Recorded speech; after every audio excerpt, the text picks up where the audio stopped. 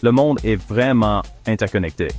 La Chine étend son influence bien au-delà de ses frontières. Elle cherche de nouveaux marchés, des partenaires, puis des nouvelles routes pour ses produits et son influence. L'Europe, c'est une destination de choix. Un marché avec Yo, what? That were pack beans. Pas complexe pour eux. Bon, la Chine a besoin de points d'entrée d'entrée fiables. Puis le Maroc est en train de devenir l'un d'eux. Le Maroc est situé à un carrefour stratégique, avec l'océan Atlantique d'un côté, puis la mer. Nuts. Garde. Et qu'il surveille. C'est un pays d'Afrique, l'Europe est juste à un jet de pierre de l'autre côté du détroit de Gibraltar. Cet emplacement, c'est un atout stratégique majeur. Le Maroc, ça fait longtemps que ouais, recherche de pont entre les cultures et les continents. Puis maintenant, il pourrait devenir un pont pour le commerce mondial, surtout pour la Chine. Le Maroc pourrait devenir une porte d'entrée principale pour les marchandises, les entreprises, puis les investissements chinois. On parle pas juste de conteneurs ici. On parle de présence économique, de se faire une place solide. L'Europe surveille ça de près, avec beaucoup d'intérêt, mais aussi un peu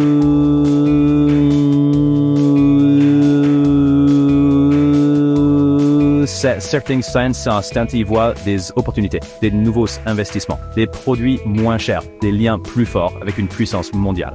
D'autres voient plutôt des défis, plus de compétition pour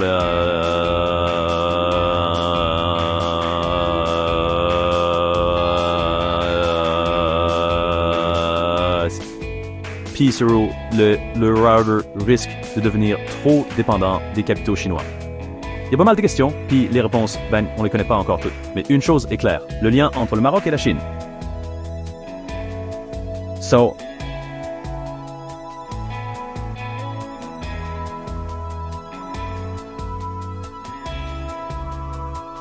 peace. So,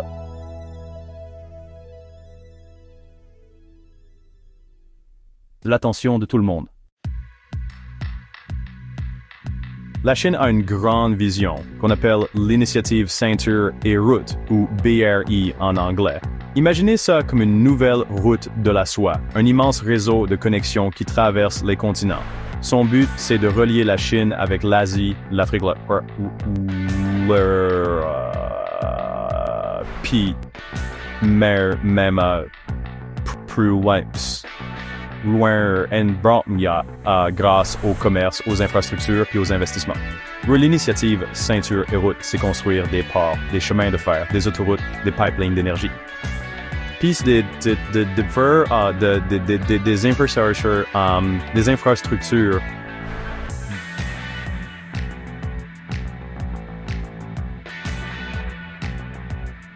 ça amène plus de connectivité, ça rend ça plus facile pour les marchandises de circuler, pour l'argent de bouger, puis pour les entreprises de faire des affaires par-delà les frontières. La Chine présente ça comme une entente gagnant-gagnant. Un chemin vers une prospérité partagée pour tous les pays qui participent. Le Maroc a officiellement rejoint l'initiative Ceinture et Route en 2017. Il y voyait des avantages potentiels sur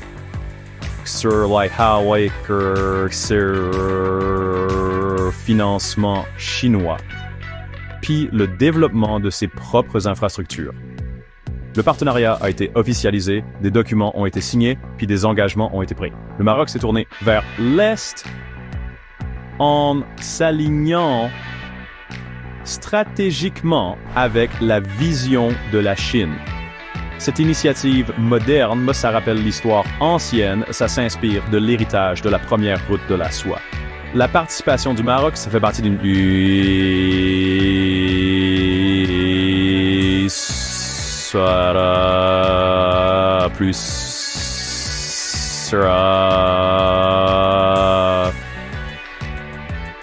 sur celle du déplacement du pouvoir économique, puis de la redéfinition des routes commerciales mondiales. La Chine, elle joue sur le long terme avec ça. Tangemed, c'est un nom à retenir.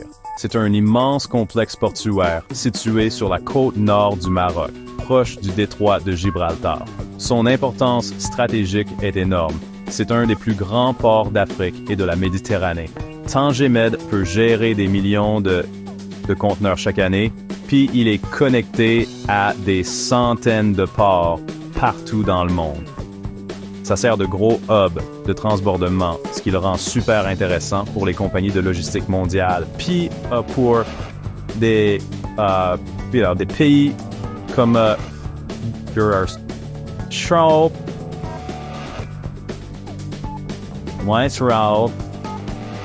Ensuite, il y a Tanger Tech, un projet de cité industrielle high-tech près de Tanger. Souvent associé aux investissements chinois puis à l'initiative Century Road, Tanger Tech veut devenir un pôle pour la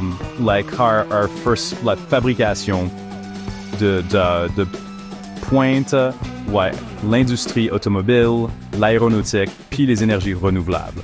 Ce double développement est crucial. TangerMed s'occupe de la logistique, puis Tanger Tech de l'industrie. Ensemble, ils nous représentent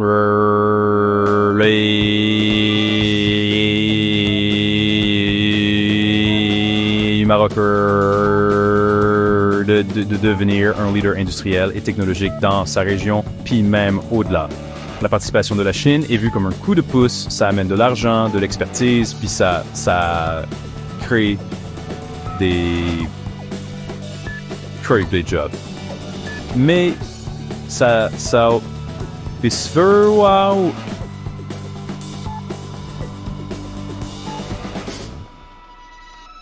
ici dire une présence chinoise qui grandit dans un coin stratégique du Maroc.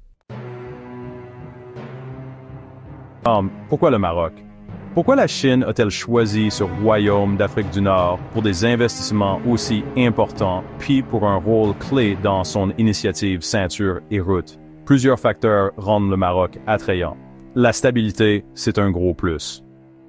Le Maroc a réussi à garder une certaine stabilité politique et une cohésion sociale dans une région souvent brassée. Ça, c'est super important pour les investisseurs à long terme. La Chine apprécie la prévisibilité, puis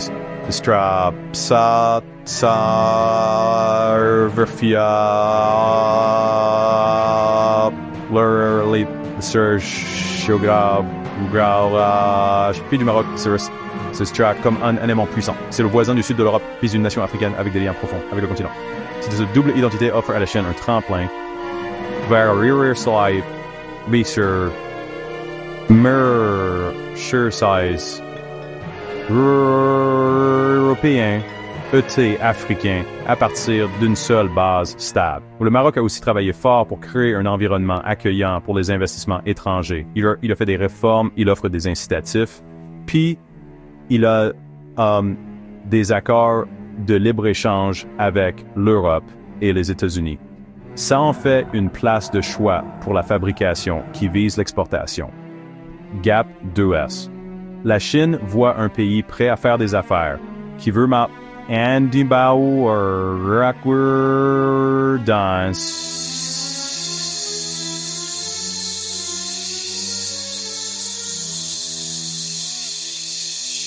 à des bonnes conditions. Le Maroc cadre parfaitement dans la stratégie globale de la Chine en offrant la stabilité, un emplacement sans pareil, puis un climat favorable aux affaires. Il est en train de devenir un point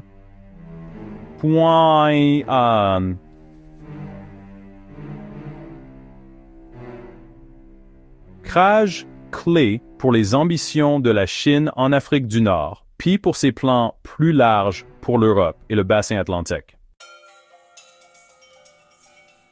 Le Maroc a une vision claire pour son avenir. Son but, c'est de devenir une puissance industrielle puis un leader technologique en Afrique. C'est une ambition nationale poussée par les plus hautes instances du pays. Le pays investit massivement dans l'éducation, les infrastructures, puis vers leur l'exploitation de nouvelles industries. Il veut monter dans la chaîne de valeur. L'accent est mis sur les secteurs clés, la technologie, les énergies renouvelables, l'automobile et l'aérospatiale. Le Maroc mise sur la numérisation, l'innovation, puis il vise à devenir un exportateur d'énergie verte. Le secteur automobile est déjà fort, avec la présence de grands constructeurs internationaux. L'aérospatial, c'est aussi un domaine en pleine croissance. C'est les industries de l'avenir, puis le Maroc veut sa part du gâteau. Les investissements chinois cadrent bien avec ces ambitions marocaines en apportant des capitaux puis de l'expertise technologique. Ce partenariat peut accélérer les plans du Maroc, l'aider à construire des infrastructures modernes, puis à développer de nouvelles capacités industrielles. C'est une relation où tout le monde y gagne, du moins en apparence. L'objectif final du Maroc, c'est une plus grande autonomie, puis un rôle plus important sur le continent africain et dans les affaires mondiales. En développant son industrie, puis en poussant cette technologie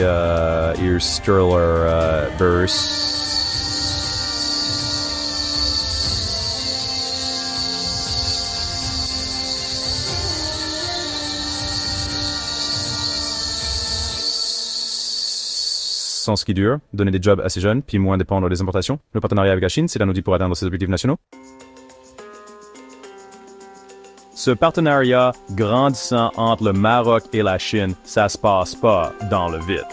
Ça a des conséquences géopolitiques importantes. Ça change l'équilibre des pouvoirs dans la région, puis ça crée de nouvelles dynamiques en Afrique du Nord et au-delà.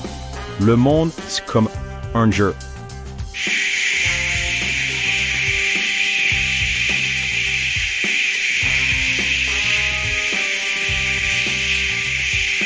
Chaque coup d'un gros joueur comme la Chine ou d'un joueur stratégique comme le Maroc, ça va des vagues partout.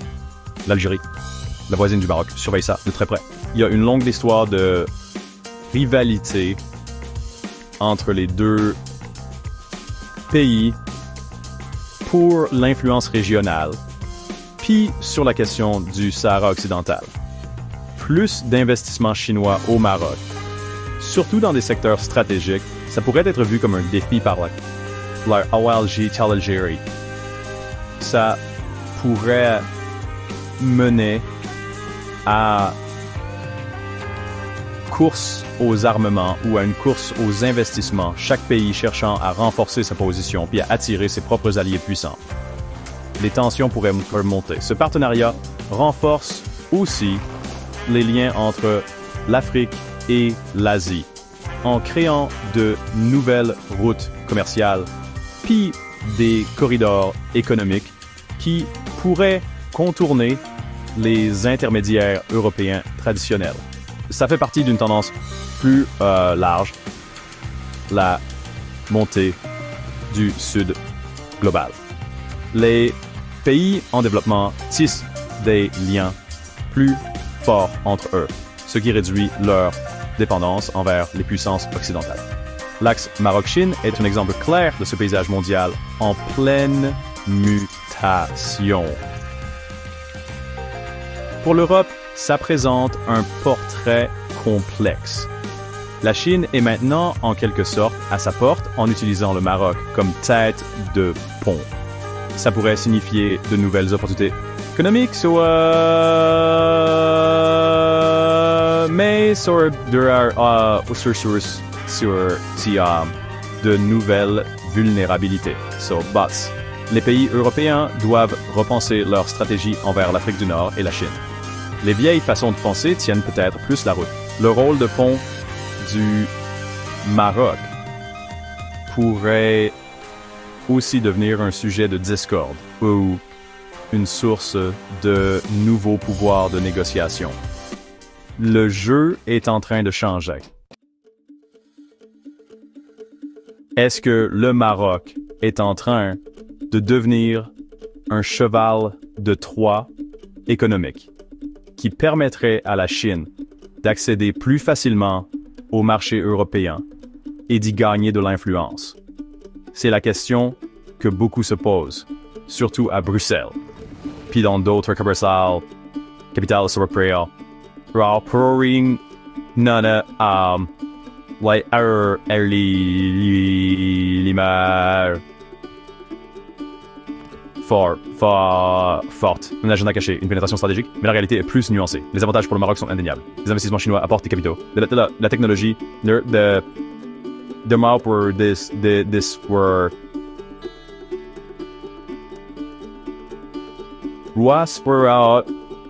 puis oui, ça aide le Maroc à développer ses infrastructures et à réaliser ses ambitions industrielles. Pour un pays en développement, c'est vraiment attirant ça. Le Maroc utilise sa position pour accélérer sa propre croissance, puis moderniser son économie. Il voit la Chine comme un partenaire dans ce projet national, pas comme un maître. Par contre, l'Europe a des préoccupations légitimes. L'arrivée massive de produits chinois via le Maroc pourrait avoir un impact sur les industries européennes. On s'inquiète de la concurrence déloyale, des normes, puis de la viabilité de la dette. Si le Maroc devient trop dépendant de la Chine, sa politique étrangère pourrait affecter. Son alignement avec les intérêts européens pourrait s'affaiblir. Ce sont des considérations stratégiques valables pour l'Union européenne. Au final, tout est une question d'équilibre. Le Maroc essaie de marcher sur un fil, de profiter du partenariat chinois sans perdre sa souveraineté ou briser ses liens avec d'autres puissances. L'Europe doit engager un dialogue constructif avec le Maroc et la Chine. Le monde est bel et bien play. Comme je l'ai. Tu vois, dit, les forces économiques circulent à l'échelle mondiale. Le protectionnisme, c'est pas la solution. Comprendre ces interdépendances complexes, c'est la clé. C'est l'histoire Maroc-Chine. C'est un bon exemple de la mondialisation au 21e siècle, avec tous les défis que ça amène.